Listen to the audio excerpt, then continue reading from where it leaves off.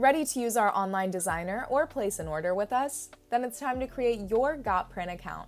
Head to GotPrint.com, click the Sign Up tab in the upper right corner, then fill out the pop-up form with your contact information. When creating your password, make sure it reaches our strength requirements, including a 12-character minimum with uppercase and lowercase letters. We would love to hear how you found GotPrint, so please let us know here. After agreeing to the terms and conditions and completing the CAPTCHA, you'll need to verify the email address on your account.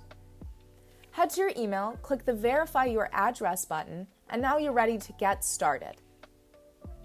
With a GotPrint account, you can add shipping addresses, manage payment info, and keep track of your saved designs. That's all we have for today. We hope you found this video helpful. If you want to see more tutorials like these, please let us know in the comments down below.